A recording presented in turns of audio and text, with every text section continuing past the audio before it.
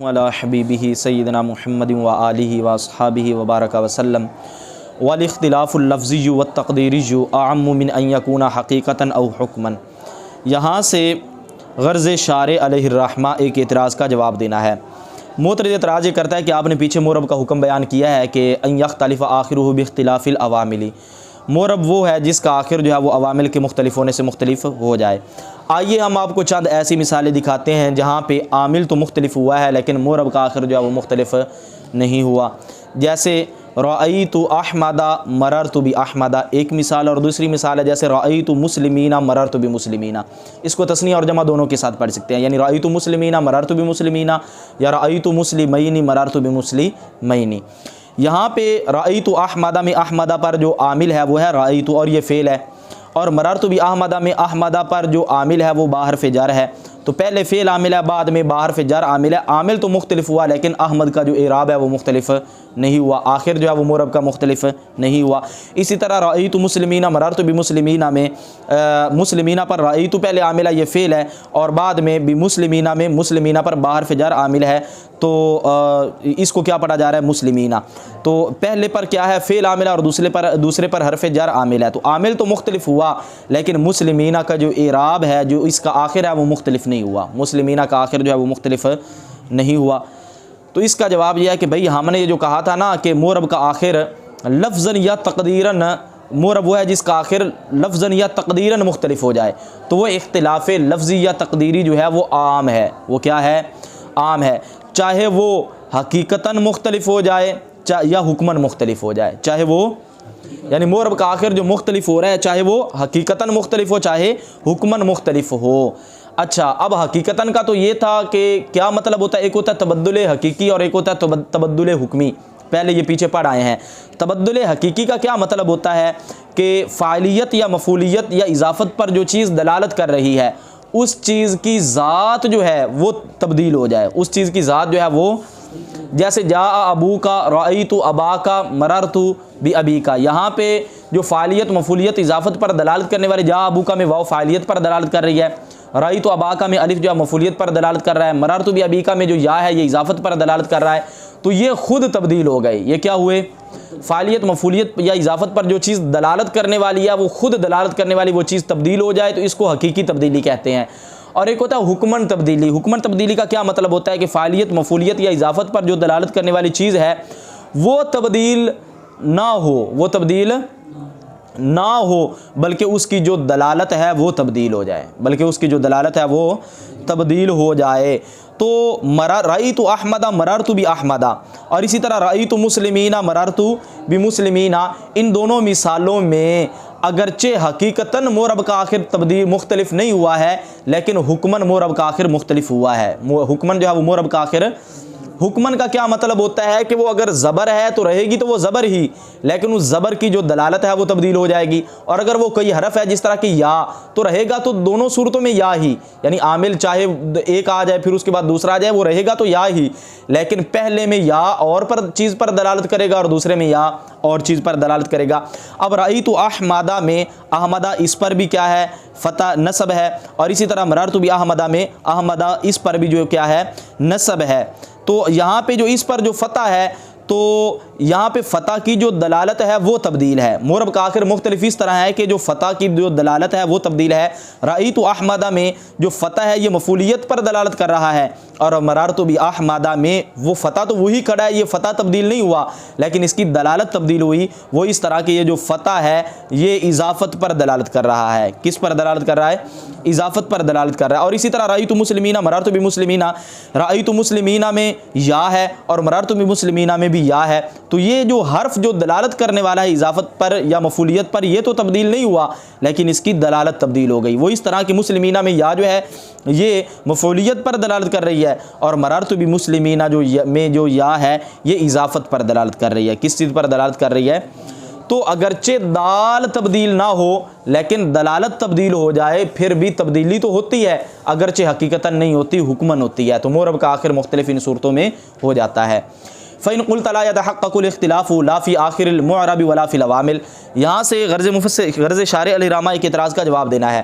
معترض اعتراض یہ کرتا ہے کہ آپ نے معرب کا حکم بیان کیا کہ جس کا آخر جو ہے وہ عوامل کے اختلاف کے ساتھ مختلف ہو جائے، حالانکہ کچھ ایسے اسماء معدودہ ہیں جو کہ مبنی الاصل کے ساتھ مشابہت نہیں رکھتے، جب ان کو یعنی مبنی الاصل کے ساتھ مشابہت نہیں رکھتے، یہ بتا دیا کہ وہ پھر مبنی نہیں ہوتے، معرب ہی ہوتے ہیں۔ جو مبنی الاصل کے ساتھ مشابہت نہیں رکھتے، جب ان کو ان کے عامل کے ساتھ ابتداءً مرکب کیا جائے، تو اس وقت ان کا حکم جو ہوتا ہے وہ اختلاف اعراب نہیں ہوتا بلکہ حدوث اعراب ہوتا ہے، اختلاف اعراب نہیں ہوتا بلکہ حدوث اعراب۔ مثال کے طور پر داخلہ خالد، جب خالد کو داخلہ کے ساتھ ابتداءً اس کے عامل کے ساتھ کیا کیا گیا، مرکب کیا گیا، اور خالد جو ہے یہ مبنی الاصل کے ساتھ بھی مشابہت نہیں رکھتا۔ اب خالد اس پر تو اعراب ہی نہیں ہے، پہلے اعراب ہوتا تو پھر ہم کہتے ہیں کہ اس کو اب مختلف ہونا ہے، اس نے یہاں پہ اس کا حکم اختلاف اعراب تو ہے ہی نہیں کہ اعراب مختلف ہو جائے، بلکہ یہ ہے کہ حدوث اعراب ہے کہ اعراب یہاں پہ پایا جائے، اعراب جو ہے وہ یہاں پہ کہ آپ اس کو اعراب دیں، یہ اس کا حکم ہے، اختلاف اعراب نہیں ہے کہ داخلہ خالد میں خالد، تو اس کا یہ تقاضا یہ نہیں ہے کہ اعراب مختلف ہو جائے بلکہ یہ ہے کہ اس کو اعراب دیا جائے۔ تو یہاں پہ اس معرب کا جو آپ نے حکم بیان کیا تھا کہ اختلاف اعراب، وہ حکم یہاں پہ تو سچا نہیں آ رہا۔ تو اس کا جواب یہ ہے کہ بھائی معرب کا ایک حکم نہیں ہے، فَإِنَّ لِلْمُعْرَبِ أَحْكَامًا كَثِيرَةً، معرب کے تو بہت سارے احکامات ہیں، اور آپ نے جو حکم بیان کیا ہے نا کہ حدوث اعراب، جب بعض اسماء معدودہ جو ہیں ان کو ان کے عامل کے ساتھ ابتداءً مرکب کیا جائے تو ان کا حکم حدوث اعراب ہے۔ یہ جو آپ نے حکم بیان کیا ہے کہ یہ معرب کا ایک حکم ہے، یہ معرب کا، اور جو ہم نے بیان کیا حکم ہو ان یختلف آخر باختلاف العوامل، تو وہ معرب کا دوسرا حکم ہے، وہ معرب کا یہ اور حکم ہے، وہ اور حکم ہے، اور یہ ضروری نہیں ہے کہ دو حکموں میں سے ایک حکم دوسرے میں داخل ہو جائے، یہ ضروری نہیں ہے، ایک حکم جو ہے وہ دوسرے میں داخل ہو جائے تب بھی ٹھیک ہے، اور اگر ایک حکم دوسرے میں داخل نہ ہو تب بھی ٹھیک ہے۔ تو یہاں پہ اختلاف اعراب والا حکم اگرچہ اس حدوث اعراب والے حکم میں جاری نہیں ہوتا تو پھر اس کے ذریعے کوئی فساد لازم نہیں آتا، اس کے ذریعے کوئی فساد لازم نہیں آتا۔ اور جو حکم آپ نے بیان کیا یہ بھی اسی قبیل سے ہے، یعنی کس قبیل سے ہے کہ معرب کے بہت سارے احکامات ہیں وہ یہاں پہ ذکر نہیں کیے گئے، اور جو آپ نے معرب کا حدوث اعراب والا حکم بیان کیا ہے اس کو بھی عبارت کے اندر ذکر، کتاب کے اندر ذکر نہیں کیا گیا۔ زیادہ سے زیادہ غایت الامر سے اس بات کو بیان کر رہے ہیں کہ زیادہ سے زیادہ آپ یہ کہہ سکتے ہیں کہ یہ جو معرب کا حکم ہم نے بیان کیا نا کہ اختلاف آخر، جس کا آخر مختلف ہو جائے، یہ حکم یہ معرب کے خواص شاملہ میں سے نہیں ہے۔ زیادہ سے زیادہ یہ کہہ سکتے ہیں کہ خواص شاملہ میں سے، اگر خواص شاملہ میں سے ہوتا تو تمام قسم کے افراد معرب کو یہ شامل ہوتا، لیکن یہ ہر قسم کے فرد معرب کو جو ہے وہ شامل نہیں ہے، تو لہذا یہ معرب کے خواص غیر شاملہ میں سے ہے، یہ حکم معرب کے خواص شاملہ میں سے نہیں ہے۔ والاختلاف اللفظی والتقدیری، جو اور اختلاف لفظی اور تقدیری عام ہے اس سے ان یکون حقیقتاً و حکماً، یہ کہ وہ حقیقتاً ہو یا حکماً ہو، کما اشرنا الیہ، جس طرح کہ ہم نے اس کی طرف اشارہ کیا۔ تو پیچھے انہوں نے بیان کر دیا تھا کہ وہ اختلاف عام ہے چاہے وہ لفظی ہو یا تقدیری، اور بڑا اچھی قسم کا اشارہ کیا جس کے ذریعے صراحت ملتی ہے۔ لِأَلَّا يَنْتَقِدَ، تاکہ نہ ٹوٹے، بِمِثْلِ قَوْلِنَا، ہمارے قول رَأَيْتُ أَحْمَدَ وَمَرَرْتُ بِأَحْمَدَ، اور ہمارے قول رَأَيْتُ مُسْلِمِينَ مَرَرْتُ بِمُسْلِمِينَ، مُثَنًّا او مجموعاً، تثنیہ یا جمع ہونے کی حالت میں، تثنیہ یا جمع ہونے کی، یعنی معرب کا جو حکم ہے وہ نہ ٹوٹے، رأیت احمد مررت بأحمد، اور اسی طرح رأیت مسلمین مررت بمسلمین کے ساتھ مثنًا او مجموعاً، تثنیہ یا جمع ہونے کی حالت میں، یعنی یہ مسلمین جو ہے یہ تثنیہ بھی اس کو پڑھ سکتے ہیں اور جمع بھی اس کو پڑھ سکتے ہیں۔ تو اس لیے جو ہے وہ ہم نے کہا کہ اختلاف جو ہے وہ عام ہے چاہے وہ حقیقتاً ہو چاہے حکماً ہو۔ اچھا جی، فإنه قد اختلف العوامل، کیونکہ بے شک شانیہ کی تحقیق اس میں عوامل مختلف ہیں، ولا اختلاف فی آخر احمد، اس میں کس میں، یعنی جو مذکورہ دو قول ذکر کیے گئے رأیت احمد مررت بأحمد اور اسی طرح رأیت مسلمین مررت بمسلمین، اس میں اختلاف العوامل، عوامل مختلف ہیں، ولا اختلاف، اور نہیں ہے کوئی اختلاف فی آخر احمد، احمد کے آخر میں حقیقتاً بل حکماً، بلکہ حکماً ہے۔ کیوں؟ فإن فتحت احمد، کیونکہ بے شک احمد کا فتح بعد الناصبی، ناصب کے بعد، یعنی رأیت ناصب ہے، علامت النصبی، وہ فتح کیا ہے؟ نصب کی علامت ہے، وبعد الجاری، اور جار کے بعد علامت الجری، جار کی علامت ہے، وقد الحال فی التثنیۃ والجمع، اور یہی حالت تثنیہ اور جمع میں ہے، فآخر المعربی پس معرب کا آخر فی هذه الصور ان صورتوں میں یختلف مختلف ہو جاتا ہے باختلاف العوامل عوامل کے مختلف ہونے کے ساتھ حکمن لا حقیقتاً نہ کہ حقیقتاً تو حکمن مختلف ہو جاتا ہے فإن قلت پھر اگر تو کہے لا يتحقق الاختلاف اختلاف ثابت نہیں ہوتا لا فی آخر المعرب نہ معرب کے آخر میں ولا فی العوامل اور نہ ہی عوامل میں اذا رکبا جب مرکب کیا جائے بعض الاسماء المعدوداتی کہ بعض اسماء معدودہ کو جو مبنی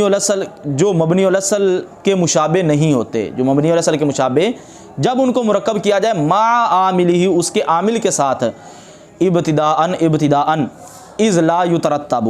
کیونکہ نہیں مترتب ہوتا علیہ اس پر اختلاف الاعراب اعراب کا مختلف ہونا جو ہے وہ اس پر مترتب